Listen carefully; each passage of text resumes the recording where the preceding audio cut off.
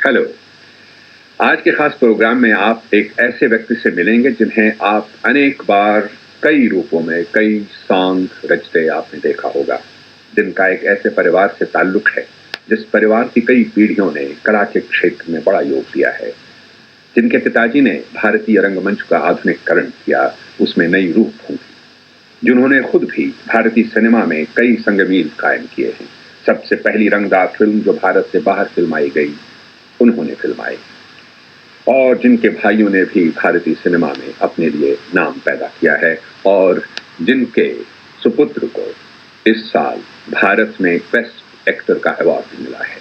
हमारे आज के मेहमान कई तरह से एक अनोखे परिवार के अनोखे सदस्य हैं। फिल्म साज, film editor, director, producer, actor और जोकर। कहता है जोकर सारा ज़माना, आधी हकीकत आधा फसाना, चश्मा उतारो फिर देखो यारो, दुनिया नई है चेहरा पुराना। कौल साहब, ये चेहरा पुराना चेहरा उसी राज कपूर का है जिसके बारे में आपने अभी नहीं मेरे बारे में, मेरे परिवार के बारे में बहुत कुछ कहा है।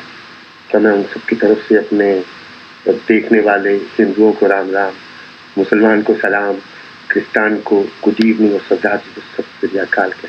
आप तो कह चुके, सब अब इजाजत मांगने की कोई जरूरत ही नहीं। राय साहब, आपके साहिबजादे को इस साल भारत का बेस्ट एक्टर अवार्ड मिला है। क्या आप ने इससे कोई एहसास से कमतरी तो नहीं?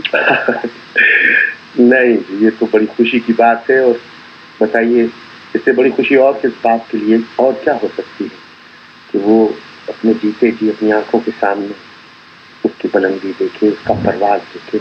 मुझे इस पे एक बात याद आ गई। पृथ्वीराज जी जब अपने अरूज पे तो हमेशा ही रहे हैं, और हमने नया नया अपना काम शुरू किया तो लोग बात कहते थे कि भाई पृथ्वी, अपने बेटे की तरक्की पे तुम्हें कैसे महसूस होता है? तो वो कहने लगे कि देखो, ये अब तो ऐसा है कि अब भी मुझे लोग कहते हैं राज कपूर पृथ्वीराज का बेटा है, और एक वक्त वो भी आएगा जब कहेंगे कि वो देखो पृथ्वीराज राज कपूर का पास जा रहा है। तो उस दिन उससे बड़ा दिन और उससे बड़ी खुशी एक बाप में नहीं हो सकती।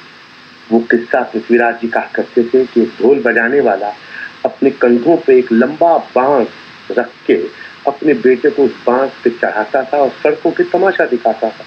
बेटा उस बांस पे चढ़ के जब ऊपर पहुंच जाता और वहां पर कलाबाजियां उस बांस पे खाता हुआ, बाप नीचे ढोल बजाता था।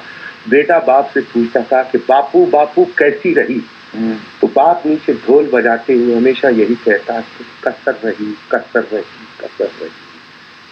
बेटा एक दिन पूछने लगा बाप से कि बापू, मैं इतना अच्छा खेल दिखाता हूँ, लोग इतने खुश होते हैं, तालियां बजाते हैं, पैसे निछावर करते हैं, लेकिन तुम कभी भी नहीं खुश होते, हमेशा यही कहते हो कि कसर रह गई, कसर रह गई। आखिर मुझ में क्या कसर है? तो कहने लगे बेटा, जिस दिन मेरे कंधों पे बांस पे तुम मुकम्मल हो गए और तुमने अपनी जिंदगी में सब कुछ पा लिया और मैंने तुम्हें ये नहीं कहा कि कसर रही बेटा, तो तुम गिर जाओगे। इसलिए मैं हमेशा यही कहता हूँ, कसर रही, कसर रही।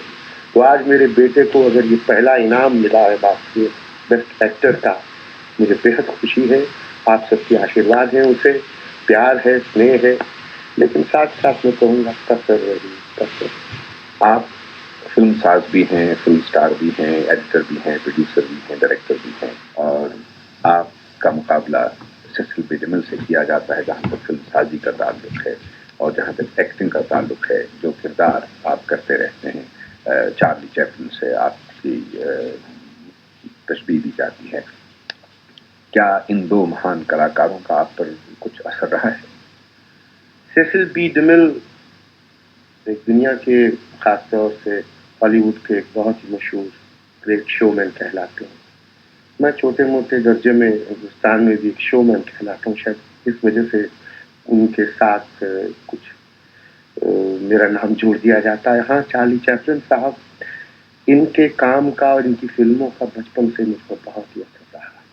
हमने अक्सर इनकी तस्वीरें देखी, तब बच्चों के लिए تو یہ کامیڈی کی سیریز ہے بھائی، کس کی تصویر ہے؟ چارلی چیپلن کی تصویر ہے، اور چلے چلے چلو، تو بچے سب اکٹھا ہو کر ایسی تصویریں دیکھا کرتے تھے. لیکن میرے لیے ان کی تصویریں کچھ اور ہی معنی رکھتی تھیں. میں نے نہ جانے کیوں اکثر جب ان کی تصویروں پہ لوگ باغ ہنستے تھے، میں نہ جانے آنکھ بھر آتی تھی اور رو دیتا تھا. تو شاید وہی جب بڑا ہوا فلموں میں آیا تو چیپلن صاحب کا جو کردار تھا، جو کہ انہوں نے ہمیشہ ہی اپنی تصویروں میں اس ایک ایسے آدمی کا کردار کیا جسے ہم کہتے ہیں نا، دا لٹل مین، جو کھویا ہوا سا کہاں سے آیا ہے، کہاں چلے جائے گا، نہ کوئی اس کا ہے، نہ اپناتا ہے کوئی اسی کو. تو مجھے ایسا لگتا تھا کہ شاید کچھ میرے بارے میں یہ ایسا کہہ رہے ہیں. اور یہی وجہ ہے کہ میں نے ایک تصویر میں، آوارہ بہت پرانی تصویر ہے، اس میں ایک گانے میں شاید وہیں سے ان کے جذبات کو لے کر کچھ شبدوں میں، کچھ کپلٹ میں نے ڈھال دیا تھا. اور گانا یہ تھا کہ گھر بار نہیں، سنسار نہیں، مجھ سے کسی کو پیار نہیں، اس پار کسی سے ملنے کا اقرار نہیں، انجان نگر سنسان ڈگر کا پیارا آوارہ. یہ کچھ ملے جلے جذبات ہوتے تھے ہمیشہ چیپلن صاحب کی تصویروں سے. اور جو اپنی تصویروں کے ذریعے انہوں نے عوام، جو عام لوگ ہیں، غریب لوگ ہیں دنیا کے، دل سے بھرے ہوئے، جذبات سے بھرے ہوئے، جن کے بارے میں لوگ بات نہ پوچھتے ہیں، نہ دیکھتے ہیں، نہ جاننا چاہتے ہیں، نہ جانتے ہیں. تو شاید اس چیز سے میں کافی کچھ مجھ پر اثر ہوا، اور میں نے ہر تصویر میں اپنی کہیں نہ کہیں دکھانے کی کوشش کی ہے. اچھا، پشاور میں آپ پیدا ہوئے اور جو ایک الگ تھلگ علاقہ مانا جاتا تھا، اور آپ غیر علاقے کے پڑوس میں رہے، تو یہ کہاں کب سوچی آپ کو کہ آپ فلم اسٹار بننے جا رہے ہیں؟ مانا کہ آپ کے پتا جی، مجھے تو نہیں، میرے پتا جی تھی. وہ تو پشاور میں ایڈورڈ کالج میں پڑھتے تھے، لاء کا امتحان دینے جا رہے تھے، اور وہاں پہ اسٹیج پہ کام کرتے تھے. اور اکثر ان کے پروفیسر بھی میں کام کرتے تھے، جیسے تم میں سے ایک عجیب ٹیلنٹ ہے، ایک کلاکار ہے تم میں، اور تم حافظ. تو بات دراصل ان غیر علاقوں میں، خوش ہواؤں میں، یہ ان کے ذہن میں آئی بات کہ وہاں سے جب وہ باہر نکل پڑے، بمبئی گئے، پھر کلکتہ گئے، تو ہم ساتھ تھے ان کے. تو اس چیز کا پربھاؤ تو اثر تو تھا ہی ان سب پر. لیکن میں کیوں فلم میں آیا، تو یہی تھا کہ میں نے سمجھا کہ میں فلم کے ذریعے بہت سے لوگوں، بہت ہی تعداد تک پہنچ پاؤں گا. جو شروعات میں پرتھوی راج جی نے تھیٹر سے شروع کیا تھا، تھیٹر کی لمیٹیشن ہے، اور فلم کے ذریعے میں بہت کچھ کہہ پاؤں گا اور بہت سے لوگوں تک پہنچ پاؤں گا. راستہ زندگی میں سب کو سنگھرش کرنا پڑتا ہے، جدوجہد کرنی پڑتی ہے، اور آپ نے کی شروعات جدوجہد سے کی. لیکن کون سا لمحہ تھا جب آپ نے سوچا کہ آپ کی جدوجہد کا جو وقت ہے وہ ختم ہو گیا ہے، اور اب آپ جو چاہیں کر سکتے ہیں، یعنی کہ ٹیک آف کا پوائنٹ آ گیا؟ ابھی بھی ایسا ہی لگتا ہے کہ بہت سی کمی، بہت سی خامیاں ہیں مجھ میں، بہت کچھ کرنا ہے. جدوجہد مسلسل چل ہی رہا ہے. ہاں، اب عمر میں پڑ گیا ہوں، میں نانا ہوں، مالک نے چاہا تو کچھ ہی مہینوں میں دادا بھی بن جاؤں گا. لیکن ابھی بھی تلاش کھوج جاری ہے، باقی ہے. مجھے تو لگتا ہے کہ یہ مسلسل ایک سفر ہے صاحب، کی منزل سے پہنچنے سے منزل بڑھ جاتی ہے آگے. سنگم آپ کی ایک کامیاب فلم رہی ہے، جس نے بہت سارا پیسہ کمایا آپ کے لیے. پہلی آپ کی رنگین فلم تھی، اور پہلی فلم جو بھارت کے باہر یورپ میں شوٹ کی گئی. اور کیا آپ مجھے یہ بتا سکتے ہیں کہ اس کی کامیابی کا راز کیا تھا، اور کیا یہ صحیح ہے کہ جب تک کہ فلم اسٹار یا ڈائریکٹر ذہنی طور پر انوالو نہ ہو جو وہ کردار کر رہا ہے یا جس کے ساتھ وہ حصہ لے رہا ہے، تب تک شاید فلم کامیاب نہیں ہو سکتی؟ بالکل صحیح آپ نے کہا۔ اس میں دو تین آپ نے سوال ایک ہی سوال میں پوچھ ڈالے۔ پہلے سے یہ کہ یہ کامیاب تصویر، اس کا بہت ہی کامیاب تصویر تھی، میری پہلی رنگین پکچر تھی جسے میں نے دیش ودیش میں جا کے بنایا اور کہا اپنے کہ میں نے بہت سا روپیہ کمایا۔ ہاں اس فلم نے بہت سا روپیہ ضرور کمایا، لیکن یہ بھارت نے کمایا۔ جی ہاں یہ زیادہ بہتر رہے گا اور صحیح بھی ہے زیادہ، کیونکہ میں تو ایک ذریعہ ہوں اپنے ملک کے لیے کمانے کے لیے۔ اور تیسرا یہ آپ نے کہا کہ انوالومنٹ ذہنی طور سے جو جب تک اپنے کام میں بالکل ہی نہ رچ جائے سما جائے تو وہ کام جو ہے صحیح معنوں میں اصلی معنوں میں لوگوں تک بھی نہیں پہنچ پاتا۔ صحیح کہنا آپ کا ہے، انوالومنٹ مختلف طریقے، بہت سے طریقے کی انوالومنٹ ہوتی ہے۔ میرے لیے تو ہمیشہ ہی میری زندگی میرا کام رہا ہے، مجھے خوش ہوتا ہے اپنے کام سے۔ سنگم کی جو بات کی آپ نے کہ جب ہم یہ تصویر بنانا جا رہے تھے تو ایک بہت ہی بہترین کلاکار ہے جن کا نام ہے وجینتی مالا، نام روشن ہے ان کا، اور فلم کے دوران میں ٹھیک ہے تو کہتے لوگ بات کہ مجھے اپنی ضرورت پیش ہو جاتا ہے، مجھے بتائیے اس میں برا ہی کیا ہونا بھی کچھ نہیں، تو ہم تو کہتے ہی رہے جی ہاں کہ رادھا بول رادھا سنگم ہوگا کہ نہیں ہوا سنگم کے نہیں جناب، اب کیا بتائیں، لوگ بات تو ایسے سمجھتے تھے کہ سنگم ہو گیا، لیکن آپ تو جانتے ہیں انجام اس کا کیا ہوا، کہ سنگم نہیں ہو پایا، ہم کہتے ہی رہ گئے کہ بول رادھا بول سنگم ہوگا، لیکن ادھر سے تو آواز آئی ہاں ہوگا کہاں جی اینڈ میں تو کہا نا کہ نہیں نہیں کبھی نہیں۔ ہماری ہمدردی آپ کے ساتھ ہے۔ اچھا آپ کا رنگ دیکھ کر تو ہو رہا ہے آنکھوں میں، کیا کبھی ایسا اتفاق ہوا ہے کہ باہر کے ملکوں میں آپ کو انہوں نے ہندوستانی نہ سمجھا؟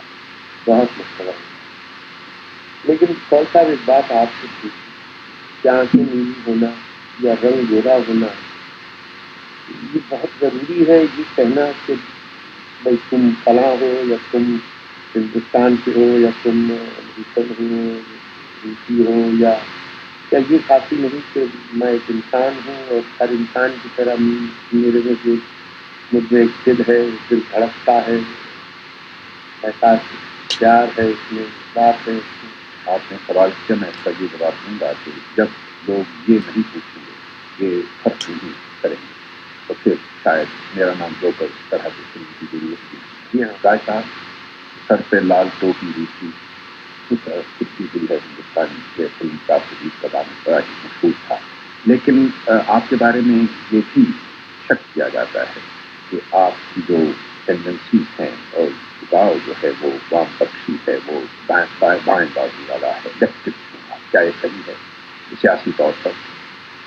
دیکھیے جی، سیاسی معاملوں کو زیادہ تو میں سمجھتا نہیں ہوں، اناڑیتا ہوں آپ کی، لیکن اتنا ضرور جانتا ہوں کہ جہاں لوگوں کا طبقہ زیادہ ہے میں وہیں، تو اگر آپ یہ محسوس کرتے ہیں کہ دنیا میں زیادہ تر وہ لوگ ہیں جو سوشلزم کے قریب ہیں، جو لیفٹ میں ہے، بائیں طرف میں ہے، تو میں بھی انہیں کے ساتھ ہوں، عوام کے ساتھ ہوں، انہیں کا بنایا ہوا ہوں اور انہیں کے بیچ میں رہنا چاہتا ہوں۔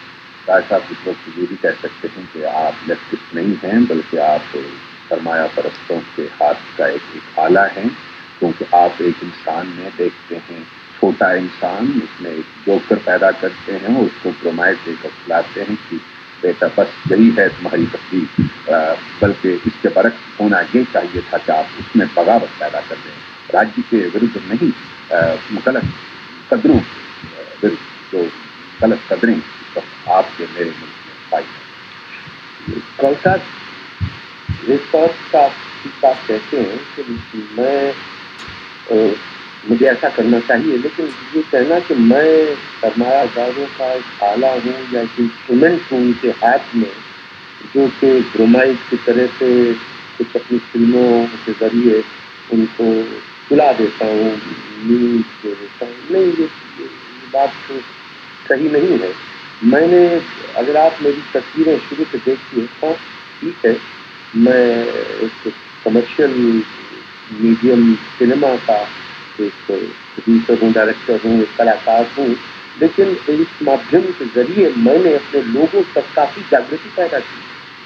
ठीक है, मैंने बगावत नहीं पैदा की, क्योंकि ये मेरा काम नहीं, ये नेता का काम है और मैं अभी नेता हूँ। ये उनसे पूछिए, उनसे कहिए, जो कि अगर कोई खामियां हैं, गलतियां हैं हमारे मुल्क में, तो हमारे आवाम को, हमारे मुल्क को सही रास्ते पे ले जाएं।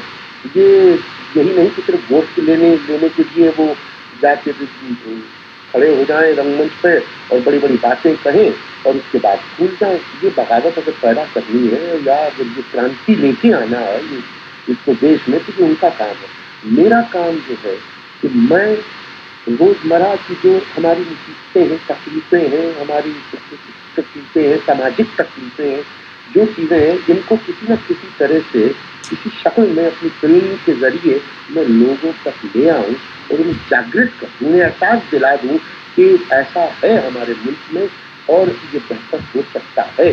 हाँ, वो किस तरह बेहतर हो सकता है, भाई तुम उठो और लाठी उठा के सर फोड़ो, ये मेरा काम नहीं। मैं कलाकार हूँ, मैं तो सपना देखता, वो सपना जो हर इंसान के दिल में होता है, भले ही मैं नाचते गाते सबके पल खड़ा होकर मैं एक सपना देखता हूँ, एक आशा देखता हूँ। तो यही मेरा काम है, यही हर कलाकार का देखता है। बॉबी फिल्म में आपने चीजों के हक को बांटने की जो समस्या है, जो मसला है, उसकी अक्कासी की है, क्या ये सही है? आजकल जो पीढ़ी के नौजवान हैं उनमें ये जो दर्जा है या कह दीजिए कि तुम अमीर हो हम गरीब हैं, क्या बात है। फिर मजहब का देखिए, तस्वीर में लड़की क्रिश्चियन है, लड़का हिंदू है, लेकिन उन्हें कहीं इस बात का एहसास नहीं हुआ कि तुम्हारा मजहब अलग है, मेरा मजहब अलग है। क्योंकि आजकल के नौजवानों की नई पीढ़ी आ रही है, जो नई इंसानियत दुनिया में छा रही है, ये जितने टैबू कन्वेंशन, ये बेड़ियाँ जो हैं, ये दीवारें जो हैं, ये सब इसका एक डायलॉग भी है, अच्छा लगा, क्या वो कहते हैं, हम आपकी हाँ, बच्चे जब माँ बाप से अलग होने जा रहे हैं, या मतलब दोनों इश्क में थे और माँ बाप को जब एहसास हुआ कि ये क्या होने लगा है, तो उनको मंजूर नहीं था, तो दोनों ने ये तय किया कि हम तो जिंदगी भर एक साथ रहेंगे, जीने में और मरने वो लोग तैयार हो गए। तो बाप जब कहने लगा कि ये क्या तुम बचपना कर रहे हो, तो वहाँ पर बेटा बाप पूछना पड़ता है कि दादी हम बच्चे नहीं हैं, आप तो हमेशा ही हमें बच्चा समझते हैं, लेकिन आपने कभी ये नहीं सोचा कि आपकी औलाद की अपनी जिंदगी अपनी समझबूझ है, अच्छे बुरे की पहचान है। तो कहने लगे कि बच्चे कितने भी बड़े क्यों न हो जाए, बच्चे ही रहते हैं। तो फिर हमने कब कहा कि हम आपके बच्चे नहीं हैं, लेकिन हम आपकी जायदाद नहीं। तो ये सबसे बड़ी बात है कि माँ बाप औलाद को अपनी जायदाद नहीं, वो आप ही तो है, आपका अंग है, आपका दिल का टुकड़ा है, जो आपका खून है, और उन्हें प्यार दीजिए, उन्हें अपनाइए। ये नहीं कि उन्हें दूर कहते सिर्फ यही एहसास दीजिए उनको क्योंकि हम तुम्हारे माँ बाप हैं, इसलिए हमें हर बात का हक है, तुम्हारी जिंदगी का हक। ये हक साथ है नौजवान बच्चे, चाहे वो हिंदुस्तान में हो, चाहे वो इस मुल्क में हो या कहीं भी हो, ये चाहते हैं कि हमें भी हमारा हक मिलना चाहिए। और हक ये नहीं कि साहब हमें छोड़ दिया जाए, हमें सुनाया। लेकिन क्या यहाँ आप अपने माँ बाप के हक को उनसे सुनते हैं कि बेटा अभी कसर है, कसर है, कसर है? जी हाँ, यहाँ तो माँ बाप का हक करीब आ जाता है जबकि उसे कहता है कि कभी कसर है, कभी कसर है, क्योंकि अगर जिस दिन इसने ये कह दिया कि तुमने अब पा लिया सब कुछ, तुम मुकम्मल हो गए, तो दिन गिर जाएगा। ताज साहब, मैंने आपकी फिल्म बॉबी देखी, लेकिन मैं अभी तक ये फैसला नहीं कर पाया हूँ कि उसमें राज कपूर महज फिल्म साहब से कहाँ तक असर पैदा कर सका है और राज कपूर एक आशिक के नाते कहाँ तक छाया हुआ है। देखिए, सारी तस्वीर का जो पूरा रूप है वो एक आशिकाना रूप है, शख्स है, सूरत है, बहुत नाजुक है, नई पोपल है, एक जवान लड़का, 18 वर्ष का लड़का, 16 वर्ष की लड़की, اور یہ پہلا پیار یقیناً آپ نے بھی عمر میں پیار کیا ہی ہوگا، ہم نے بھی کرنے کی تجویز برباد کیا ہے. اور اب بھی جناب کیا بتائیں، اگر آپ یہ تصویر دیکھیے اس میں کہنا ہے کہ ہم تم میں کمرے میں بند ہیں. ابھی بیگا میں تو اسی عمر میں بھی چاہتا ہوں کہ ہم تم ایک کمرے میں بند ہو شادی کرتا ہوں. آپ میری طرف مخاطب نہیں، آپ اور میں کمرے میں بند ہو کے تو پھر یہی کچھ کہیں گے کہ نیتا کیا کرتا ہے اور ابھینیتا کیا کرتا ہے. فلم بابی کے اس ٹیم کے ساتھ ہمارا راج کپور کے ساتھ بات چیت کا پروگرام پورا ہوتا ہے.